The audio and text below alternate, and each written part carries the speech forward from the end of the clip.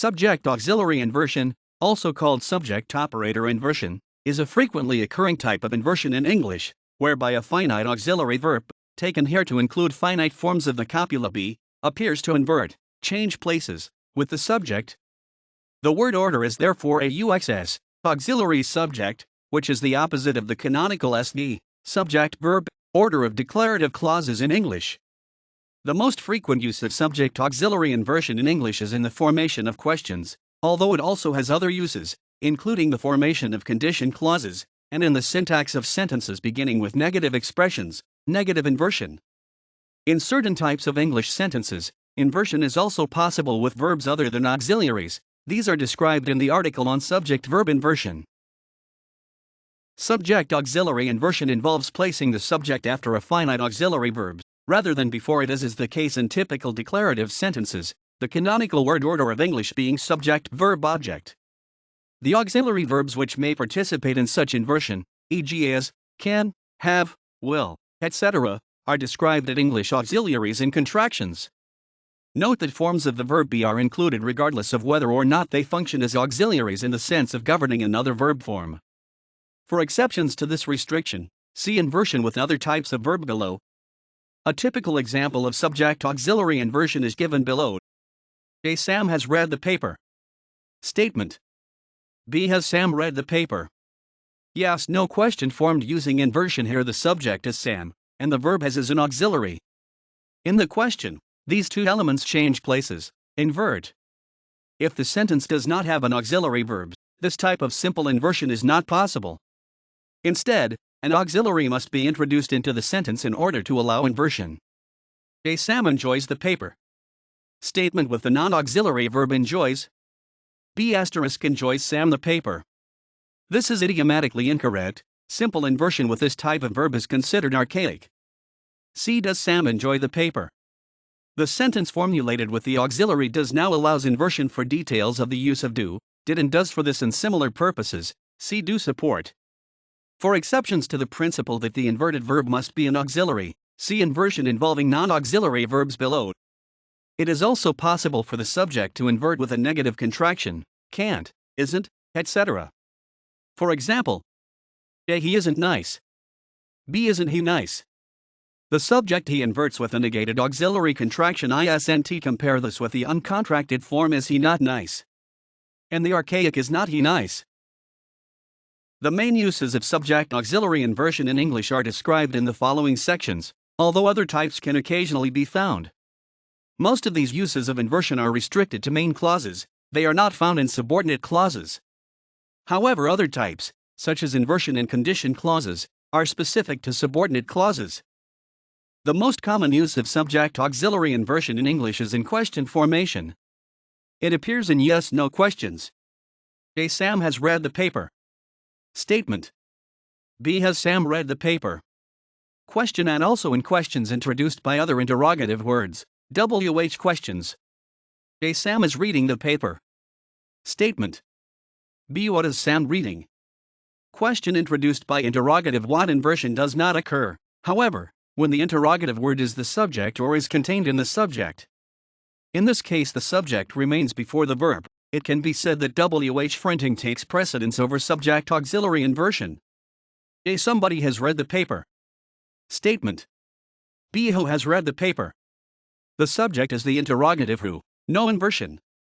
C. Which fool has read the paper? The subject contains the interrogative which, no inversion. Inversion also does not normally occur in indirect questions, where the question is no longer in the main clause, due to the penthouse principle. For example, A. What did Sam eat? Kathy wonders. Inversion in a direct question. B** Kathy wonders what did Sam eat?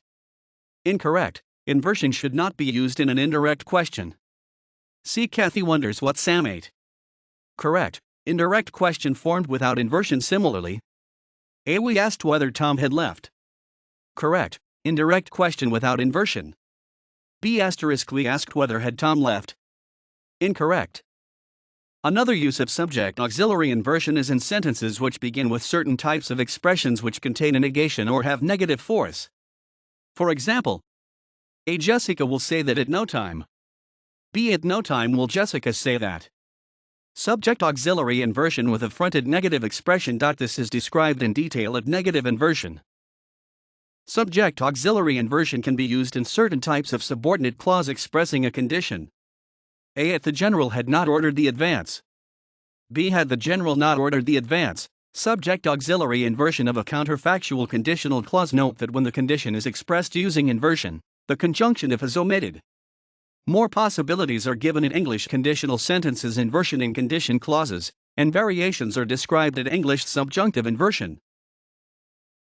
Subject auxiliary inversion is used after the anaphoric particle so, mainly in elliptical sentences.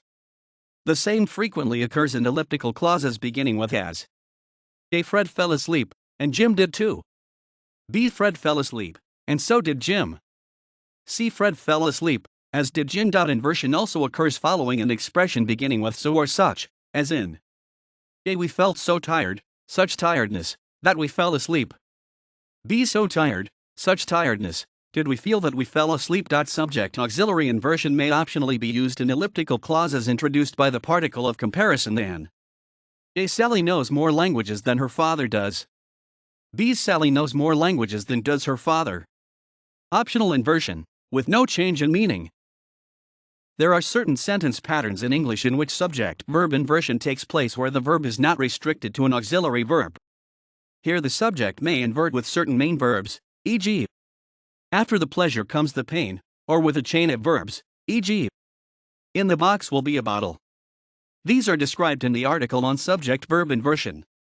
Further, inversion was not limited to auxiliaries in older forms of English. Examples of non-auxiliary verbs being used in typical subject-auxiliary inversion patterns may be found in older texts or in English written in an archaic style. Know you what it is to be a child. Francis Thompson, the verb have, when used to denote broadly defined possession, and hence not as an auxiliary, is still sometimes used in this way in modern standard English. Have you any idea what this would cost? In some cases of subject-auxiliary inversion, such as negative inversion, the effect is to put the finite auxiliary verb into second position in the sentence. In these cases, inversion in English results in word order that is like the V2 word order of other Germanic languages, Danish, Dutch, Frisian, Icelandic, German, Norwegian, Swedish, Yiddish, etc. These instances of inversion are remnants of the V2 pattern that formerly existed in English as it still does in its related languages. Old English followed a consistent V2 word order. The structural analysis of subject auxiliary inversion, and of inversion in general, challenges many theories of sentence structure, in particular, those theories based on phrase structure. The challenge stems from the fact that these theories posit the existence of a finite verb phrase constituent. The standard declarative sentence is divided into two immediate constituents, a subject NP and a predicate VP. When subject auxiliary inversion occurs, it appears to violate the integrity of the predicate. The canonical predicate is underlined in the following sentences. A. Larry has started working. Traditional VP predicate is a continuous combination of words. B. Has Larry started working? Traditional VP predicate is no longer continuous. A. Susan will listen to the music. Traditional VP predicate is a continuous combination of words. B. Will Susan listen to the music? Traditional VP predicate is no longer continuous. The finite VP predicate is a continuous sequence of words in the A sentences. In the B sentences, in contrast, subject auxiliary inversion breaks up the predicate. What this means is that in one sense or another, a discontinuity is present in the structure. One widespread means of addressing this difficulty is to posit movement. The underlying word order of the B sentences is deemed to be that shown in the A sentences. To arrive at the inversion word order in the B sentences, movement is assumed.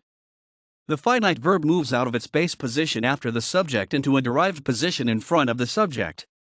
By moving out of its base position and into the derived position at the front of the clause, the integrity of the predicate VP constituent can be maintained, since it is present at an underlying level of sentence structure. An alternative analysis does not acknowledge the binary division of the clause into subject NP and predicate VP, but rather it places the finite verb as the root of the entire sentence and views the subject as switching to the other side of the finite verb. No discontinuity is perceived. Dependency grammars are likely to pursue this sort of analysis. The following dependency trees illustrate how this alternative account can be understood. These trees show the finite verb as the root of all sentence structure. The hierarchy of words remains the same across the A and B trees. If movement occurs at all, it occurs rightward, not leftward. The subject moves rightward to appear as a post dependent of its head, which is the finite auxiliary verb. References